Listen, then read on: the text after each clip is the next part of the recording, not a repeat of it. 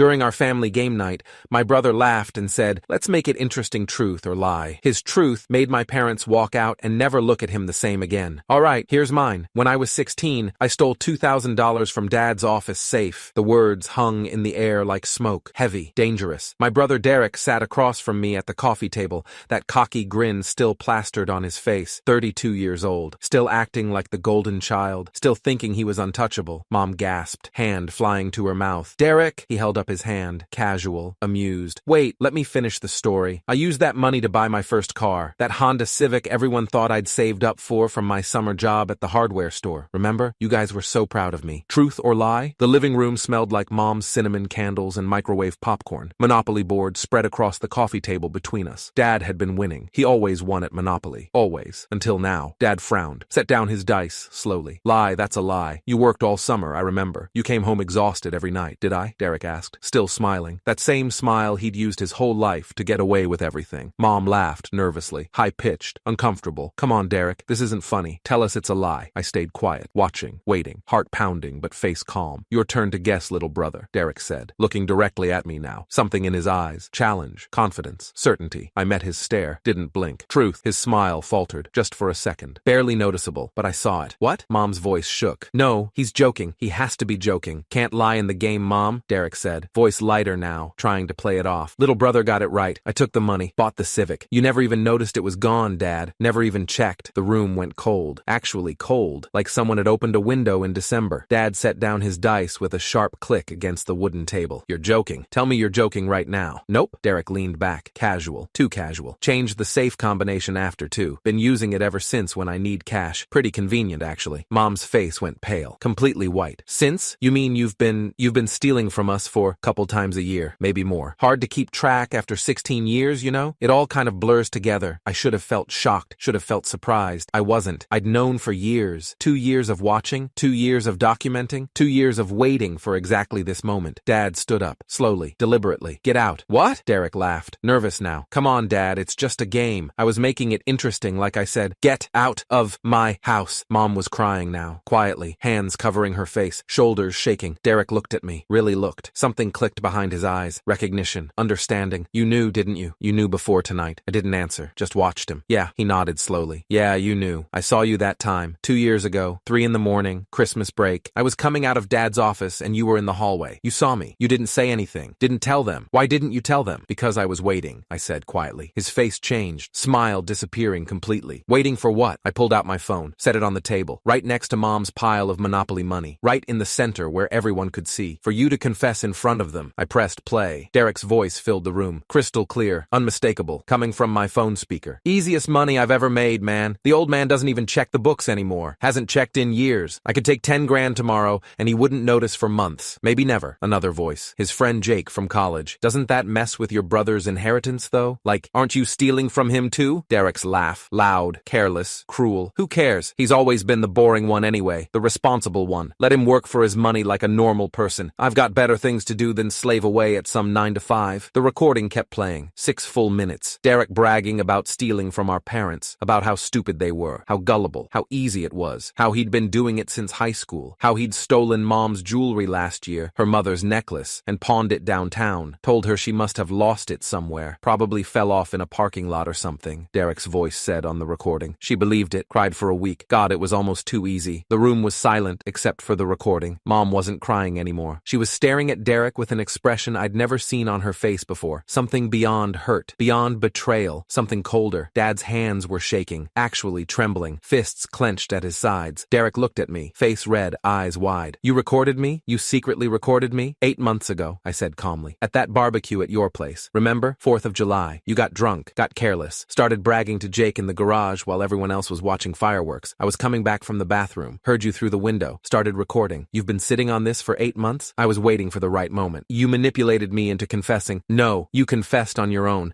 I just suggested the game. You're the one who chose to tell the truth. You could have lied, could have made up something harmless, but you didn't, because you wanted them to know. You wanted to brag. You couldn't help yourself." The recording ended. Silence. Heavy. Suffocating. Dad's voice was quiet. Dangerous. "How much?" Derek swallowed. Adam's apple bobbing. "What? How much have you stolen?" "Total. All of it. I want a number." "I don't know. I didn't keep track." "Guess." One word. Sharp. Final. Derek's face was bright red now. Blotchy. "Maybe 30,000? 35? Over the years, since I was 16, Mom made a sound. Not a cry, not a sob, something worse, something animal. Get out of my house, Dad said. Dad, come on, it's not that. Get out before I call the police. You have 30 seconds. Derek looked at Mom, desperate now. Mom, please, it was just money. I can pay it back. I'll pay it all back. She wouldn't look at him, wouldn't even turn her head, just stared at the wall. He turned to me. You planned this. You set me up. This whole game night was a trap. No, I said, voice steady, calm. You set yourself up. You've been setting yourself up for 16 years. I just held up the mirror so Mom and Dad could finally see what I've been seeing. You're a snake. You're a manipulative. I'm not the thief. Dad stepped forward. 20 seconds. Then I call 911. Derek grabbed his jacket from the couch, headed for the door, stopped with his hand on the knob, looked back at me one last time. You'll regret this, he said, voice shaking. You'll regret destroying this family. No, I said quietly. I really won't. He left. Door slamming so hard the picture frames on the wall rattled. The house was silent. Just the hum of the refrigerator, the tick of the wall clock. Normal sounds that seemed too loud now. Dad sat down slowly in his chair, put his head in his hands, shoulders hunched. Mom was staring at the Monopoly board, at Derek's game piece, the little silver dog, still sitting on Park Place. How long have you known? She asked, voice barely above a whisper. 2 years, since Christmas. I came downstairs for water at 2 in the morning and saw him coming out of Dad's office. Safe was open. He had cash in his hand. He saw me, smiled, walked right past me like it was nothing. Why didn't you tell us then? I looked at her, at Dad, at the people who'd always chosen Derek, always believed Derek, always given him the benefit of the doubt while I was the quiet one, the responsible one, the one who didn't need attention. Would you have believed me without proof? She didn't answer. We both knew the truth. Derek was the golden child, the charming one, the one who could do no wrong. I was just the boring younger brother. They would have taken his word over mine, would have believed whatever explanation he gave. The jewelry, Mom whispered, hands trembling. My mother's necklace, the one from her wedding. He said I lost it. He pawned it at a shop on 5th Street. Moretti's Pawn. I have the receipt. I bought it back 6 months ago. It's in my safe deposit box at the bank. She looked up at me, eyes red, wet. You bought it back? I reached into my pocket, pulled out a small velvet box, set it on the table next to the Monopoly board. She opened it with shaking hands. The necklace, gold chain, small diamond pendant, her mother's necklace, the one she'd worn at her own wedding, the one she thought was lost forever. She started crying again, different this time, quieter, deeper. Dad looked at my phone, at the recording device still sitting on the table. You've had this evidence for 8 months. Yes. Why tonight? Why wait this long? Because he was getting bolder, more confident. I heard him on the phone last week talking to Jake about his next plan. You and Mom are going to Florida next month for your anniversary. He was planning to clear out the safe while you were gone. All of it. Every dollar. Dad's jaw tightened, muscle jumping. He was going to empty it. Take everything. Probably 30,000-40,000, maybe more. Then act surprised when you discovered it. Blame it on a break-in or something. I couldn't let that happen. Silence. Long silence. I'm calling my lawyer in the morning, Dad said, voice hard. Pressing charges, full charges, theft, fraud, everything. I have all the evidence you need. 3 separate recordings, bank statements showing his deposits that match your withdrawals, receipts from the pawn shop, screenshots of text messages, everything documented, everything dated. I've been building a case for 8 months. He looked at me, really looked at me for what felt like the first time in years. You've been investigating your own brother for 8 months. Why? I took a breath, let it out slowly. Because he's my brother, and I wanted to give him a chance to stop, to confess on his own, to do the right thing. I waited. I watched. I hoped he'd prove me wrong, that he'd change. But he didn't. He just got worse. He didn't stop. No, he didn't. Mom closed the velvet box, held it to her chest, pressed it against her heart. Thank you, she whispered. Thank you for getting this back. I nodded, didn't trust myself to speak. Dad stood, walked to the window, looked out at the driveway where Derek's car had been parked, empty now, just tire marks on the concrete. He's not welcome back, Dad said, not looking at us, looking out at the darkness. Not ever. Not in this house. Not in this family. I know. He turned around. You did the right thing. You protected us. I didn't feel victorious, didn't feel satisfied, just tired, exhausted, like I'd been carrying something heavy for 2 years and finally set it down. But I also felt something else. Relief, finally. After 2 years of watching and waiting and documenting, relief. Game night's over, Mom said quietly. I stood up, grabbed my jacket from the back of the chair. Keep the necklace somewhere safe, I said. Derek knows I have it now.